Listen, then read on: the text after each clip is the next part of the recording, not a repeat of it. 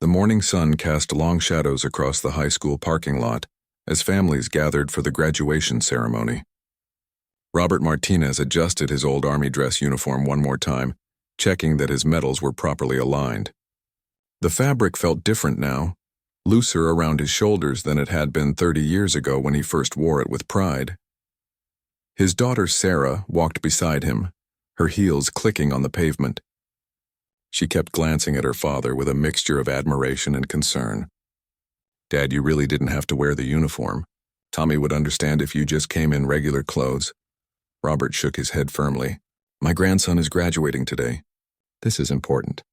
I want to look proper for the photos." He paused, touching the purple heart on his chest. "Besides, this uniform means something. It represents the sacrifices made so kids like Tommy can get an education and follow their dreams." The gymnasium was already filling with excited families when they arrived. Rows of folding chairs faced a small stage decorated with the school colors.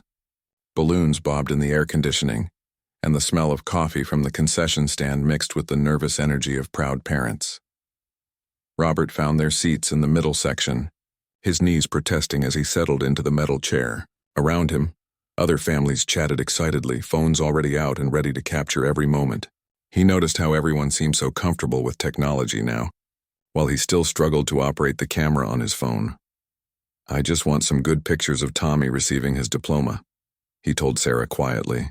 "That's all I need. Just a few clear shots to put on the mantle next to your graduation photo." Sarah squeezed his weathered hand. "We'll get plenty of pictures, Dad. Don't worry about that." As the ceremony began, Robert tried to focus on the speakers, but his mind kept drifting. He thought about his own high school graduation, cut short by his decision to enlist right after turning 18. Vietnam was calling and young men were answering. He never got to walk across a stage like Tommy would today. The principal took the microphone and began calling names. Robert's heart swelled with pride as he watched other graduates receive their diplomas, knowing that soon it would be his grandson's turn. He fumbled with his phone, trying to get the camera ready, but the screen kept going dark. "Blast this thing," he muttered under his breath, pressing buttons randomly. A woman in front of him turned around and smiled sympathetically. "Technology can be tricky, can't it?" Robert nodded, embarrassed. He had survived jungle warfare and decades of manual labor, but a simple smartphone made him feel helpless. All he wanted was to capture this moment for Tommy, something the boy could look back on years from now and remember how proud his grandfather had been. The afternoon stretched on, and Robert's back began to ache from the uncomfortable chair. His uniform, which had felt so important that morning, now seemed to draw curious stares from younger parents who had no idea what the faded ribbons represented. Some looked at him with respect, others with polite confusion, and a few seemed to whisper among themselves. He caught fragments of conversations around him about college plans, summer vacations, and new cars for graduates. It reminded him how different this generation was from his own. These kids had opportunities he could never have imagined, chances to choose their futures instead of having them chosen by war and circumstance. When Tommy's name was finally called, Robert's hands shook as he tried to aim his phone at the stage. The letters blurred together on the screen, and he realized he had forgotten his reading glasses at home. Panic set in as he watched his grandson walk toward the diploma table, knowing this moment would pass in seconds and he might miss it entirely. "Sarah, can you?" He started to ask, but she was already recording with her own phone, tears of pride streaming down her face. Robert felt a deep frustration building inside him. Here was one of the most important moments in his family's life, and he couldn't even manage to take a simple photograph.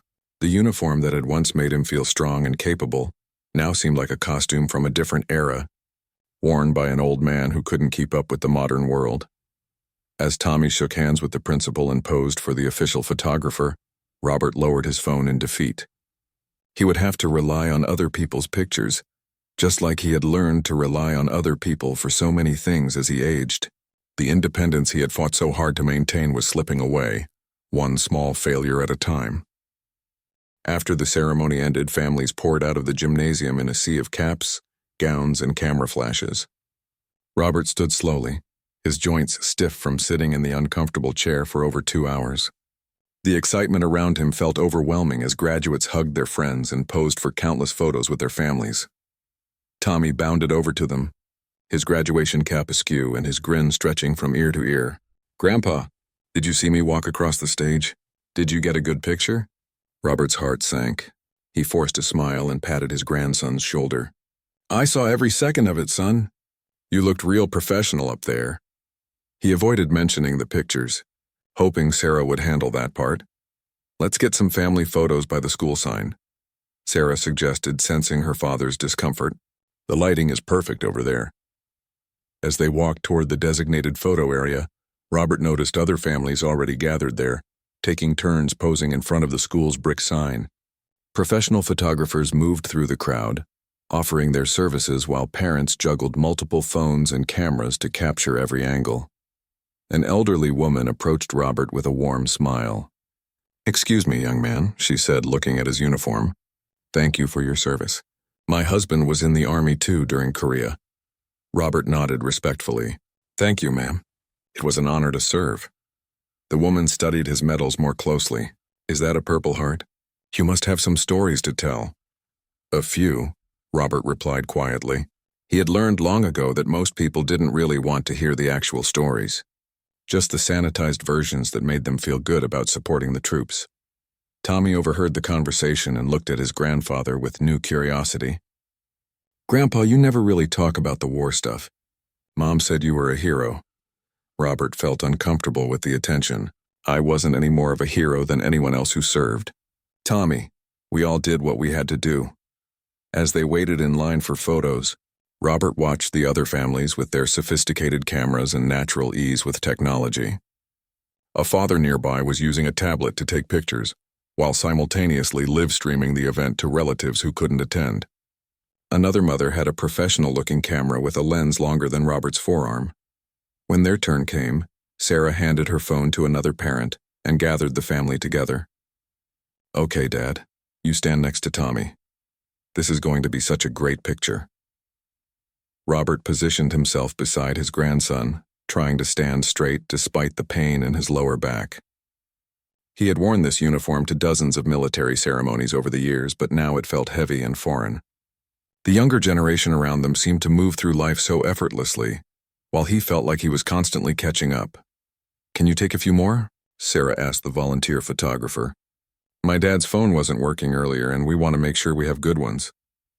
The other parent, a woman about Sarah's age, smiled kindly. "Of course. Technology can be so frustrating sometimes." She took several shots from different angles, making sure to capture Robert's medals in the frame. As they finished with the photos, Tommy hugged his grandfather tightly. "Thanks for coming, Grandpa. It means a lot that you wore your uniform. All my friends think it's really cool that my grandfather is a war veteran." Robert felt a mix of pride and sadness. He was glad to make Tommy proud, but he couldn't shake the feeling that he was becoming more of a symbol than a person to these young people. They saw the uniform and the medals, but they didn't understand the weight of the memories that came with them. The family began walking back toward the parking lot, joining the stream of graduates and their families heading to cars for the next round of celebrations. Robert moved slowly, letting the crowds pass around him. He noticed how everyone seemed to be heading somewhere else, to parties or dinners or other events that would extend this day's importance. "Are you coming to the restaurant with us, Dad?" Sarah asked, linking her arm through his. "Of course," Robert replied, though he was already feeling tired. Wouldn't miss celebrating Tommy's big day. As they reached the car, Robert carefully removed his service cap and placed it on the dashboard. His reflection in the car window showed an old man in an old uniform, and for a moment he wondered if he had made the right choice wearing it. Perhaps he should have just come in regular clothes like most of the other grandparents. But then he remembered Tommy's face when he saw the uniform that morning, the way the boy's eyes had lit up with pride. Maybe that was enough. Maybe being there, showing up in the way he knew how, was what mattered most, even if he couldn't navigate the modern world as smoothly as he once could. The drive to the restaurant was filled with Tommy's excited chatter about his summer plans and the college courses he would be taking in the fall. Robert listened from the passenger seat, marveling at how different this young man's life would be from his own. No draft notices, no urgent calls to serve, just endless possibilities and choices. The family restaurant was bustling with other graduation parties when they arrived. Red, white, and blue decorations hung from the ceiling, and several tables were occupied by families still in their ceremony clothes.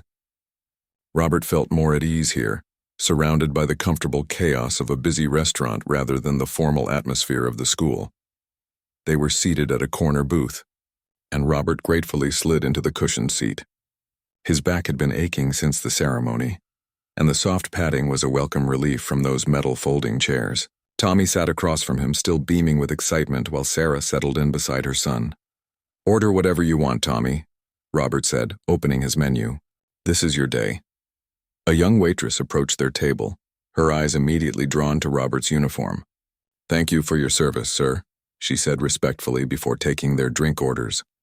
Robert nodded his appreciation, but he noticed how the thanks always came with a certain distance, as if people felt obligated to say the words but didn't quite know what they meant. He had grown accustomed to it over the years, this polite recognition that somehow made him feel more isolated rather than honored.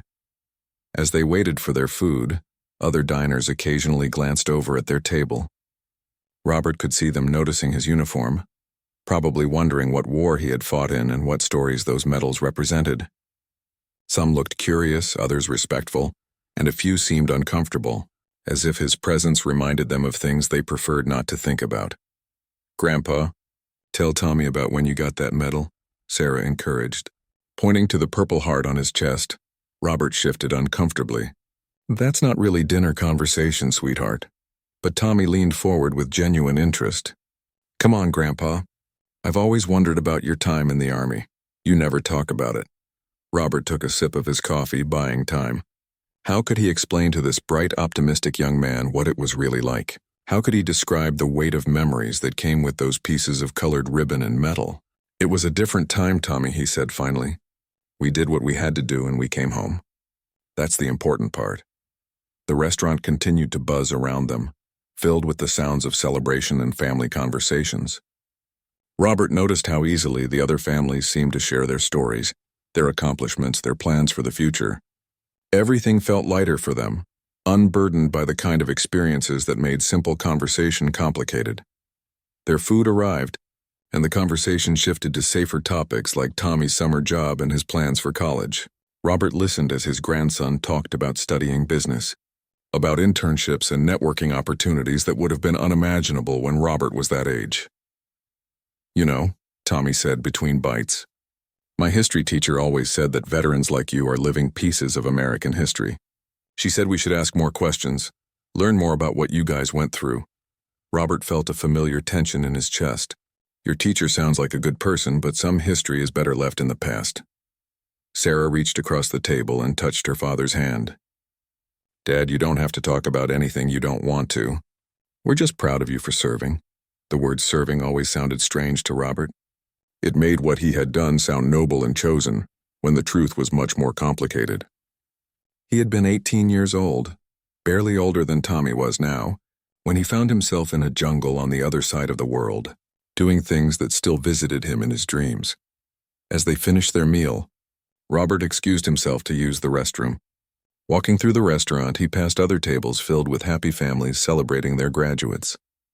The contrast between their joy and his internal struggle made him feel like an outsider at his own grandson's celebration. In the bathroom mirror, he looked at himself again in the old uniform. The man staring back seemed tired, carrying invisible weight that had nothing to do with his age. He splashed cold water on his face and tried to shake off the melancholy that had been building all day. When he returned to the table, Tommy was showing Sarah something on his phone. "Look, Mom, I found some pictures from the ceremony that other parents posted online. There's Grandpa in his uniform." Robert felt a moment of panic. "Pictures? Where?" "On the school's social media page," Tommy explained excitedly. "Mrs. Patterson took some great shots of all the families. Look, you can see your medals really clearly in this one." Sarah smiled at the photos. "These are wonderful, Dad. You look so distinguished." Robert studied the images on Tommy's phone, seeing himself through other people's eyes. In the pictures, he looked like what people expected a veteran to look like. Proud, dignified, representing something larger than himself. But he felt the disconnect between that image and the reality of who he was inside. The afternoon was growing late, and other graduation parties were beginning to wrap up around them. Robert realized that soon they would go their separate ways. Tommy to celebrate with his friends, Sarah back to her own life, and Robert to his quiet apartment where the uniform would go back into the closet until the next important occasion. "We should probably head out," Sarah said, gathering her purse. "I know Tommy wants to meet up with his friends later." As they prepared to leave, Robert felt a strange mixture of pride and emptiness. He had accomplished what he set out to do. He had been there for Tommy's graduation, had worn his uniform with dignity, and had made his family proud. But something still felt unfinished, as if the day had raised more questions than it had answered.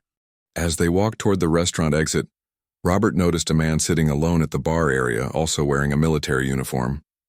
This one was navy dress blues, crisp and perfectly fitted, with the bearing of someone who still served actively. The man appeared to be in his 30s, with the kind of confident posture that Robert remembered from his own younger days. The Navy man looked up as they passed, his eyes immediately going to Robert's uniform and then to his face with unmistakable recognition and respect. Robert nodded politely, the way veterans often acknowledged each other in public but kept walking with his family. "Dad, are you okay?"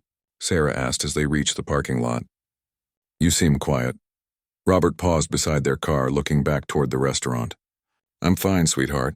Just thinking about how fast time goes by. Seems like yesterday you were graduating, and now here's Tommy." Tommy was already texting his friends, making plans for the evening celebration that would continue without grandparents in dress uniforms. "Thanks for everything today, Grandpa." The uniform was really cool. All my friends' parents were impressed. After they said their goodbyes and Robert climbed into Sarah's car for the ride home, he found himself thinking about the young sailor in the restaurant. There had been something familiar in the man's eyes, a recognition that went beyond just military courtesy. It was the look of someone who understood the weight of service, both its honors and its burdens. During the drive, Sarah chatted about how well the day had gone and how proud she was of Tommy's achievements.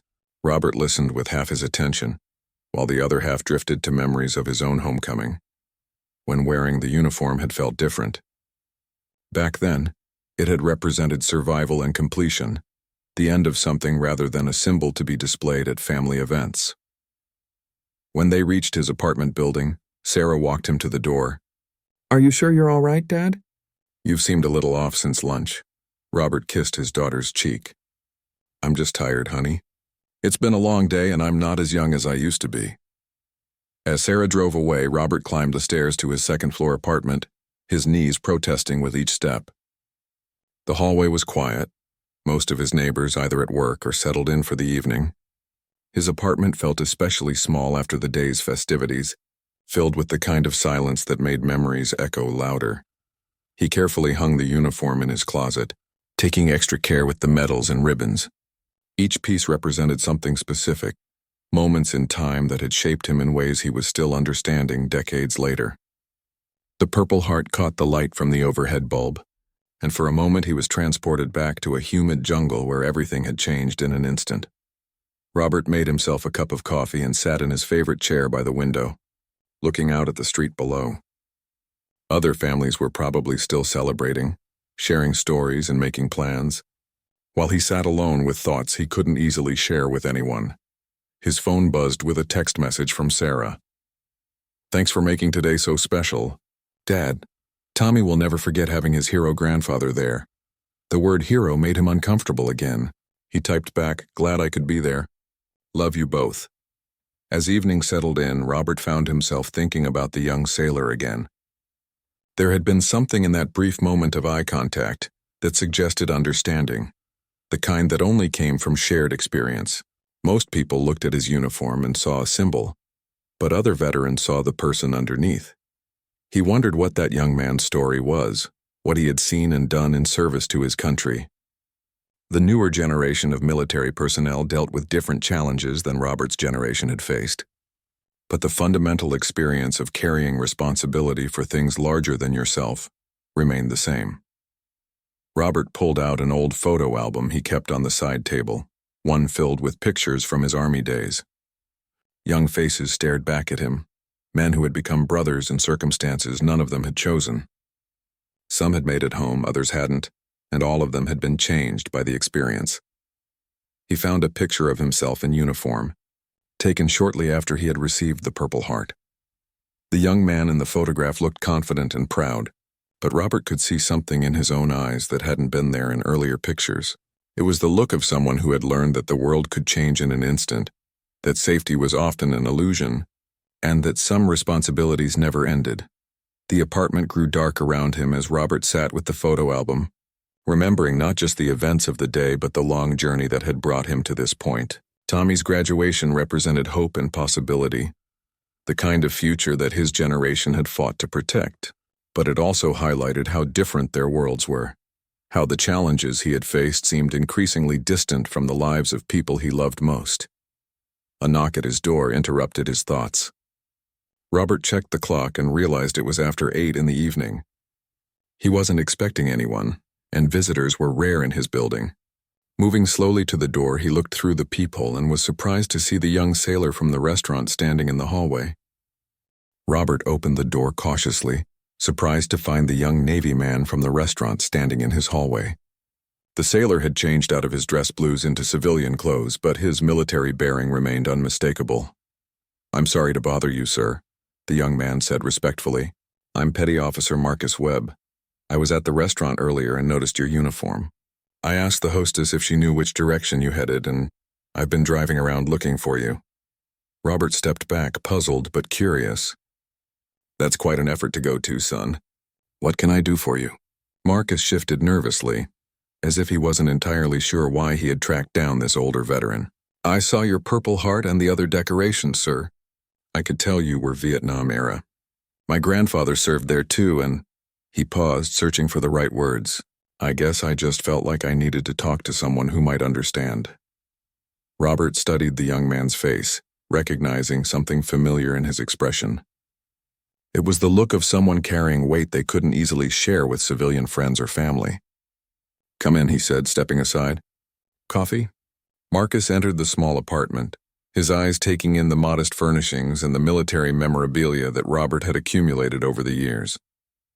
"Thank you, sir. I don't want to impose." "No imposition," Robert said, moving to the kitchen. "Takes courage to track down a stranger. Must be something important on your mind." As Robert prepared the coffee, Marcus stood near the bookshelf, studying the photographs and awards displayed there. "I just got back from my 3rd deployment," he said quietly. "Afghanistan. And today, watching you at that graduation ceremony, wearing your uniform with such dignity." He trailed off. Robert returned with 2 cups of coffee and settled into his chair, gesturing for Marcus to take the sofa. "Afghanistan's been a long war. How are you holding up?" Marcus accepted the coffee gratefully. "That's just it, sir. I don't really know. Everyone keeps thanking me for my service, treating me like some kind of hero, but I don't feel like one. I feel like I'm pretending to be something I'm not." The honesty in the young man's voice struck Robert deeply. "What makes you think you're pretending?" "Because heroes don't have nightmares," Marcus said, staring into his coffee cup. "Heroes don't wake up in cold sweats thinking about things they've seen or done. Heroes don't feel guilty about coming home when others didn't." Robert felt a familiar tightness in his chest. These were thoughts he had carried for decades, feelings he had never been able to articulate to his own family. "Who told you that heroes don't have nightmares?" Marcus looked up, surprised by the question. "I don't know. That's just how everyone acts. It's like we're supposed to be these strong, unbreakable figures who represent American values and courage." "And you think that's what I looked like today at that graduation?" Robert asked gently. "Yes, sir. You looked like you had it all figured out, like wearing that uniform was natural and comfortable for you." Robert almost laughed, but it came out as more of a sigh. "Son, I spent half that ceremony struggling to work my phone camera and feeling like a relic from another era. I wore that uniform because I wanted to honor my grandson's achievement, but I felt like I was wearing a costume from someone else's life." Marcus set down his coffee cup, leaning forward with interest. "Really? But you looked so composed, so sure of yourself." "Appearances can be deceiving," Robert said. "You want to know the truth? I still have nightmares about Vietnam. I still wake up sometimes thinking I'm back in that jungle, and I still feel guilty about things that happened 50 years ago." The admission hung in the air between them, creating a space where honesty felt possible. Marcus nodded slowly, as if pieces of a puzzle were falling into place. "My grandfather never talked about Vietnam. He died when I was young, but my grandmother said he had bad dreams sometimes." "A lot of us did," Robert confirmed. "The difference was back then nobody talked about it. We were supposed to come home and pretend it never happened. You guys at least have people trying to understand what you've been through. Marcus ran his hands through his hair, but that's almost worse sometimes. Everyone wants to help, but they don't really understand. They want to fix us or celebrate us, but they can't just let us be regular people dealing with difficult experiences. Robert felt a profound recognition of this struggle. You're right. The hero worship can be its own kind of burden. People want you to represent something larger than yourself, but that doesn't leave much room for being human. Exactly, Marcus said with relief. Today, watching you with your family, I thought maybe you had found a way to balance it all. To be both the veteran everyone expects and the person you actually are. Robert considered this for a moment. I'm still working on that balance, son. Some days are better than others. Today was complicated because I wanted to be present for my grandson, but I also felt like I was performing a role that didn't quite fit anymore. Marcus nodded, understanding flickering in his eyes. So how do you handle it? The expectations, the memories, the feeling like you're supposed to be someone you're not? Robert looked around his small apartment, thinking about the journey that had brought him to this moment. I try to remember that service means different things at different times. When I was young, it meant being willing to fight. Now it means being willing to live with the consequences of that fighting, and to find ways to honor what we've experienced without being defined by it. The two men sat in comfortable silence for a while, each lost in their own thoughts. Outside, the evening had settled into full darkness, and the sounds of the neighborhood created a peaceful backdrop to their conversation. Can I ask you something? Marcus said finally. Of course. Do you think it gets easier? Carrying all of this? Robert smiled sadly. It doesn't get easier, but it gets different. You learn to carry it better, and sometimes, like tonight, you find someone else who understands the weight. Marcus stayed for another hour, and their conversation drifted from the weight of service to lighter topics. Robert found himself talking about Tommy's graduation plans and his pride in his grandson's achievements. Marcus shared stories about his younger sister, who was starting college in the fall and had no idea what she wanted to study. It's funny, Marcus said, when I see young people like your grandson or my sister, I feel protective of their innocence. They get to worry about normal things like college majors and summer jobs. That's what we fought for, right? So they could have those choices. Robert nodded thoughtfully. That's part of it. But I've learned that protecting their innocence doesn't mean we have to pretend our experiences didn't happen. Tommy asked me about my medals today, and I deflected the question because I didn't want to burden him with difficult truths. How do you think he would have reacted if you had been honest with him? I don't know, Robert admitted. Maybe better than I expected. Kids today seem more aware of the complexity of the world than we were at their age. Maybe they can handle more truth than we give them credit for. As the evening progressed, Marcus began to open up about his own struggles with returning to civilian life. He talked about the difficulty of maintaining relationships when you carried experiences that were hard to explain. He mentioned feeling disconnected from friends who had never served, and the challenge of dating when every conversation felt like it required him to either hide important parts of himself or overwhelm people with information they couldn't process. The isolation is the hardest part, Marcus said. Even when I'm surrounded by people, I feel like I'm watching life through glass. Like everyone else is living in color while I'm stuck in black and white. Robert understood this feeling intimately. After I came back from Vietnam, I spent years feeling like I was watching other people live normal lives that I could never access. It took me a long time to realize that normal isn't a place you arrive at. It's something you create as you go. How did you create it? Robert thought about his marriage to Sarah's mother, which had ended partly because of his inability to communicate about his war experiences.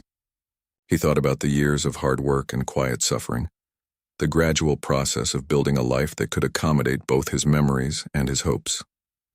Slowly, he said finally, I made a lot of mistakes along the way.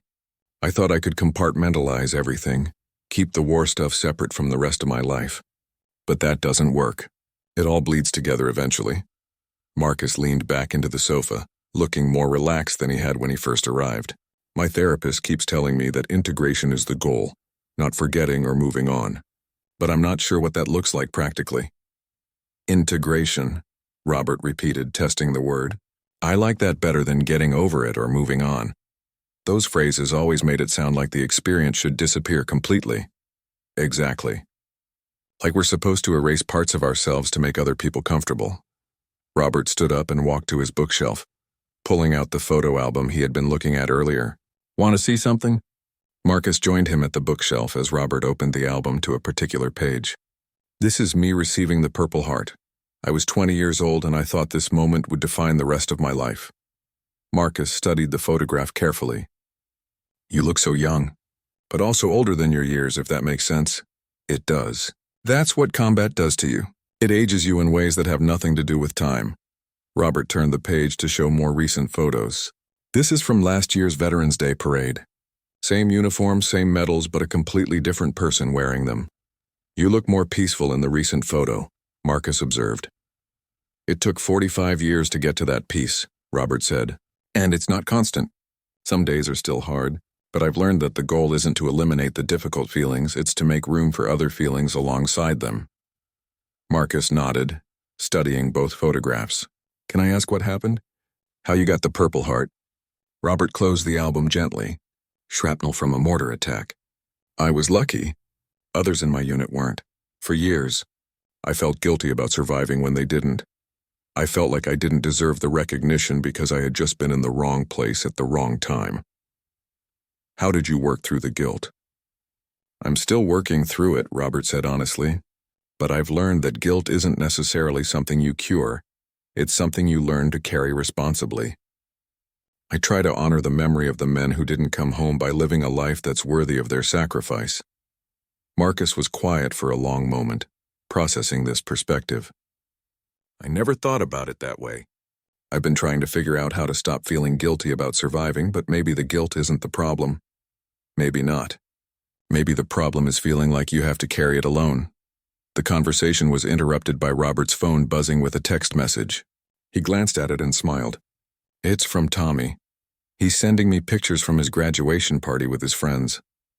Marcus looked at the photos over Robert's shoulder. He looks happy. Really happy. He is. And that happiness exists because of choices we made and sacrifices we accepted. That doesn't erase the difficulty of our experiences, but it gives them meaning. As Marcus prepared to leave, he turned back to Robert with gratitude clear in his expression. Thank you for letting me come up here tonight.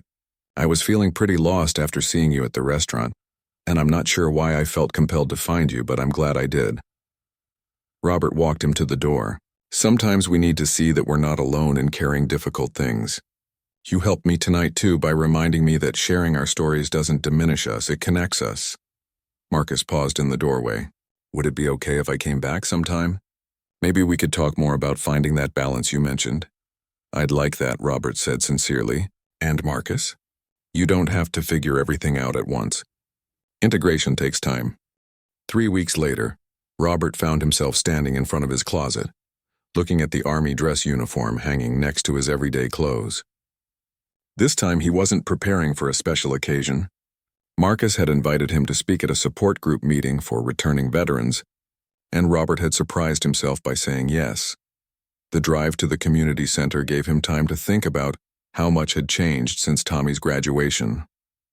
Marcus had visited twice more, and their conversations had helped Robert see his own experiences from a different perspective. The younger veteran's willingness to be vulnerable had inspired Robert to consider sharing his story more openly. The meeting room was smaller than Robert had expected, with about 15 veterans of various ages seated in a circle of folding chairs. Marcus introduced him to the group leader, a woman named Dr. Chen who had a warm smile and an immediate way of making people feel welcome. We're honored to have Robert here tonight, Marcus told the group. He's taught me a lot about carrying our experiences with dignity rather than shame. Robert felt nervous as he took his seat in the circle. These men and women represented different conflicts and different generations, but he could see familiar expressions on their faces. Some looked guarded, others hopeful, and a few seemed to be fighting internal battles that played out in their eyes.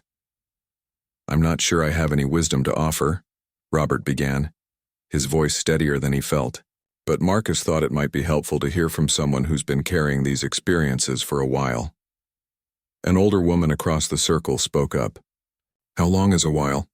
52 years next month, Robert replied. Vietnam, 1972 to 1973.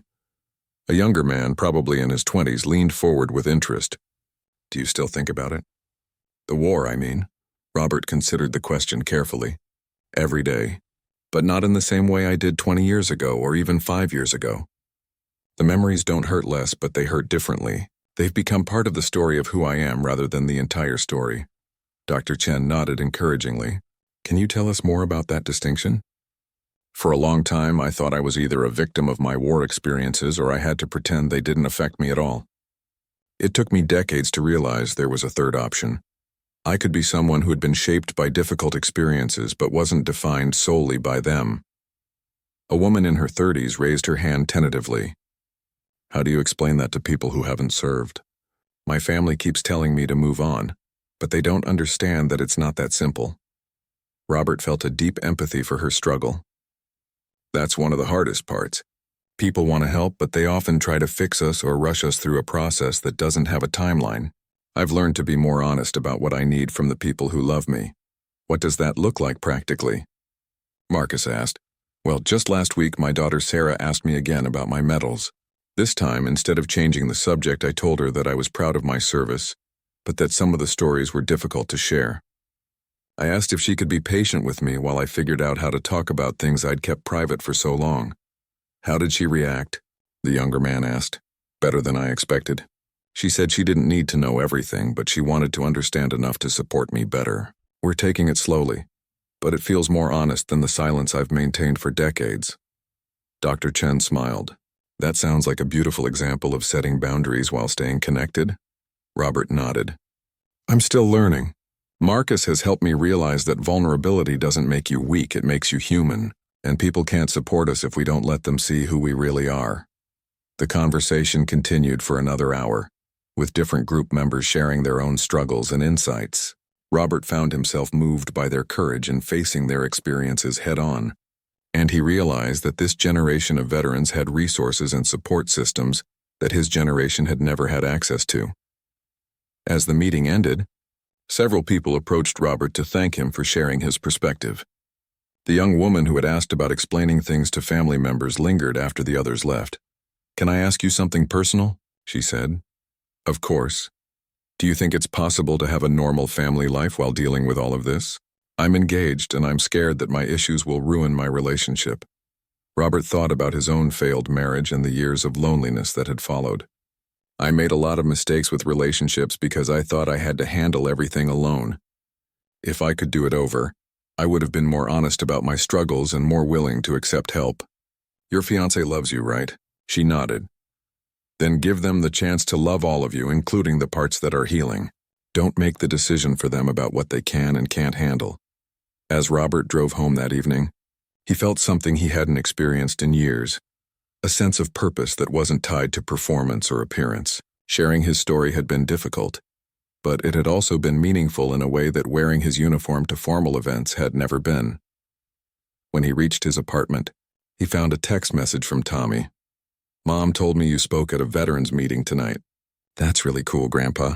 Maybe sometime you could tell me some of your stories. Robert smiled as he typed back. I'd like that, Tommy. How about this weekend? For the first time in decades, Robert felt ready to let the people who loved him see not just the uniform and the medals, but the person who wore them. The integration that Marcus had talked about was beginning to feel possible, one honest conversation at a time. He hung up his civilian clothes and looked once more at the dress uniform in his closet. Tomorrow he would call the local high school to ask if they needed any guest speakers for their history classes. Maybe it was time to share the stories behind the medals, not just the symbols themselves. The uniform would always represent his service, but now it could represent something more. The ongoing choice to transform difficult experiences into wisdom that could help others. That felt like a different kind of heroism, one that didn't require perfection or invulnerability, just the courage to be authentic about both the costs and the gifts of service.